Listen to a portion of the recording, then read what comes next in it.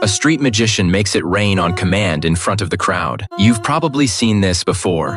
Whoa. It is not magic or superpowers, it is real sleight of hand. His name's Danny. He is a master of close-up tricks and misdirection, so faking rain is easy. That is why it sticks in your head. That is misdirection. 3 more magicians are just as good as Danny. Sure enough, the wife wakes up with no memory of what just happened. Meanwhile, on a yacht, a magician named Jack steps up before the crowd. He tells the whole audience this: anyone who can figure out his trick gets $100. Then he bends a spoon with his mind, but the second the trick ends, a guy in glasses steps out and exposes exactly how Jack did it. Turns out Jack had 2 prop spoons hidden on him. Caught red-handed, he pays up. Then the guy hurries off. But right then, the glasses guy realizes his wallet and watch are gone. The whole spoon trick was just Jack's distraction. Then, Susan suddenly shows up in the crowd. Meanwhile, a hooded figure quietly watches from the shadows, and this same stranger appeared at all 3 earlier shows. After their shows, all 4 magicians get a tarot card. On the back is an eye plus the same time and place. Following the card, the 4 show up at an apartment. On the living room floor is a strange pattern next to a note and rose. The note has 1 line and Susan instantly spots the trick. She drops the rose into a vase. The water inside flows straight toward the pattern on the floor. A second later, the pattern vanishes and thick white smoke rises. They instantly recognize it: dry ice, a classic magic prop. Then, Danny notices projectors mounted all around the room, and Merritt spots only 1 bulb in the ceiling light. Sure enough, that is the trigger, and every projector kicks on at once. In the dry ice fog, a stunning blueprint takes shape. All 4 are stunned. They have no idea why the mystery person invited them here. But the blueprint in the projection is clearly a test left for them. A year later, the 4 debut as the 4 Horsemen. Their first show is booked on the biggest stage in Las Vegas, and the debut sends tens of thousands of fans wild. The show starts and Danny asks who wants to help rob a bank. Hands shoot up everywhere, so to keep it fair, the Horsemen go with a random draw. Using numbered balls, they land on 1 lucky audience member. Turns out his bank is in Paris, over 600 miles away. The lucky guy heads up on stage. Merritt taps his chest and whispers something in his ear. Clearly, the guy's already under Merritt's hypnosis. Then Jack fits him with a so-called time travel helmet. Danny has him pick a random card and sign his name on it. Then Susan waves her hand and ribbons fly out of nowhere. Then a portal-like device appears on the stage. The man in the center follows instructions and walks in slowly with 10 minutes left before his bank opens. The machine suddenly tightens and the man vanishes into thin air right where he stood. Just when the audience thinks he has been crushed flat, the next second reveals something shocking. The helmet camera feeds Liv to the performance stage. He actually traveled through time into a Paris bank vault. In front of him sits over 3 million euros. Danny tells him to leave the sign playing card and tonight's ticket in the vault. Morgan brings them to the venue and has Banner put on the helmet. He'll experience the so-called time travel himself, and as the machine activates, something happens. Banner drops through the stage floor because the Paris vault was built directly underneath it. The reason that lucky audience member didn't notice anything strange was because from the very beginning, Merritt had already hypnotized him, so everything he experienced happened in this replica vault. Banner's confused because was that lucky audience member actually a plant working with the Horsemen? If not, how could they possibly know which bank he uses? Morgan explains the man was just used, not a plant. The Horsemen knew his seat number in advance, prepared the matching lottery ball and swapped it when they drew. Even earlier than that, they had been tracking him and building a complete profile. After conducting surveillance on every aspect of his life, they found their opening. They planted psychological suggestions to make him think visiting Las Vegas was his own idea. The hypnotist got his signature ahead of time. The man never knew he'd been set up until Merritt tapped him again on stage. It ignites instantly, burns clean, and vanishes without a trace. After their last magic show, the 4 Horsemen became legends, and now they're flying to New Orleans. They're heading there for their second performance, and Banner gets the tip and arrives early. He is determined to catch them slipping during this show and bring them in once and for all. Then he sends them back to their seats, because this trick will matter later, and after the warm-up ends. The main event begins as Merritt has audience members write their bank account balances on paper. Then he uses mind reading to call out the exact numbers they wrote. But then Merritt shifts gears and drops a bombshell. He says these aren't their real account balances. The Horsemen invite their sponsor, Arthur, up on stage while the police team gets ready to move in.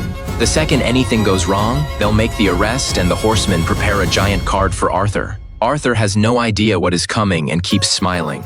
But what the horsemen do next wipes that smile right off his face. Merritt tells everyone to shine their phone flashlights on their cards to reveal their true balances. The audience watches their balances rapidly increase while Arthur's balance drops by the same amount. $70,000 has already transferred into one audience member's account, and as the lights keep shining more moves. This time, another $280,000 drains from Arthur's account, and his face turns dark. He has no clue what these four are pulling.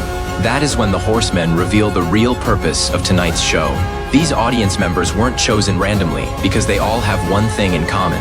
Every single person here bought insurance from Arthur's company, but his legal team used loopholes to deny their claims. They exploited every trick in the book to pocket people's money and left all these victims with devastating losses. The horsemen are here to help these victims get back the compensation they deserve. Soon everyone in the crowd receives bank notifications confirming the transfers, and Arthur explodes with rage. He can't figure out how the horseman got his bank password. Turns out on the flight to New Orleans, Merritt made small talk with Arthur the whole time. He used his mind-reading skills during the conversation to pull the passwords straight from Arthur's head. The trick is complete, and the horsemen prepare to make their exit. Banner sees his chance and moves to arrest them, but the second he speaks, something goes wrong. Merritt's backup trigger activates, and 12 audience members tackle Banner to the ground. Banner's pinned down and can only watch as the four of them escape. Danny and the others slip out the other side of the building and drive off, leaving Jack destroying evidence. He hears something outside the door. Anna bursts in with her gun and finds documents that weren't burned in the model from the first show. Banner's other partner, the bald guy, starts searching too.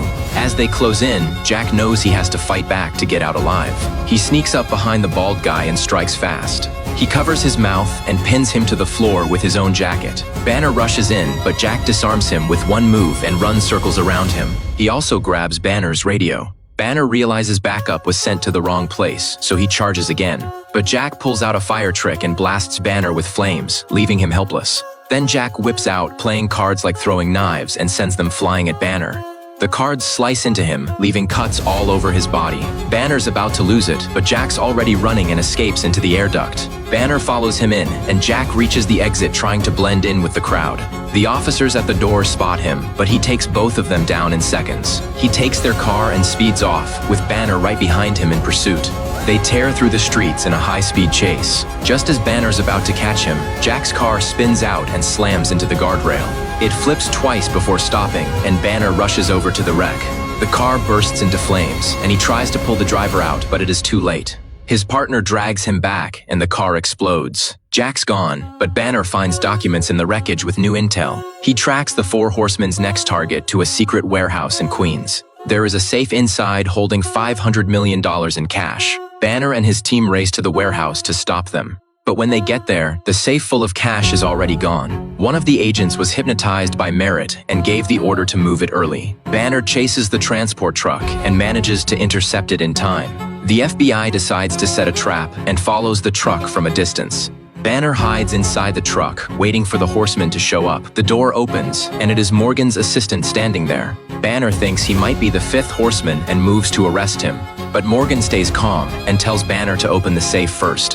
When they crack it open, there is no money inside at all, just balloons. Banner's been played again. The whole thing was a setup, and the real safe never left the warehouse. When the horsemen got inside, they realized they couldn't move the cash in time. So they used a giant mirror to hide the safe in plain sight. The cops who searched the warehouse walked right past it without noticing. Once everyone left, they snuck back in to break the mirror. And the safe reappeared. Now they can take their time cracking it open without anyone hearing them. And the one coming back for the money is Jack, who faked his death. At the crash site, the other three horsemen blocked Banner's view with a truck. Then they swapped Jack's car with an identical one that had no driver. That is why it crashed, and the body inside wasn't Jack at all. It was a corpse they'd obtained earlier. Meanwhile, lights go on in a nearby building, and the horsemen's real show begins. Officers rush in and tackle the targets to the ground, but they only caught dummies, another simple misdirection trick from the horsemen. The real trio appears on a different rooftop. They wave goodbye to the crowd and leap off the building together. Mid-air, they explode into thousands of bills raining down, the perfect finale for their show. Banner quickly realizes the falling bills aren't real cash. They're fake, printed with the horsemen's faces. The horsemen vanish into the night during the chaos, and Morgan heads to his car to leave. But when he opens the door, stacks of cash come pouring out. Police cars swarm in seconds later. The cash matches exactly what was stolen from the vault. Morgan can't explain it and gets arrested on the spot, framed as the horseman's fall guy. Morgan suddenly realizes Banner is the hidden fifth horseman pulling the strings this whole time. That is why the horsemen escaped every trap. Only an insider could have fed them that level of intel. The mysterious recruiter from the very beginning. That was Banner. He is the one who assembled the 4 horsemen. But why would Banner go this far to avenge Shrike? That is when we finally learn the truth. Banner is Shrike's son. While this unfolds, the horsemen follow clues to a park.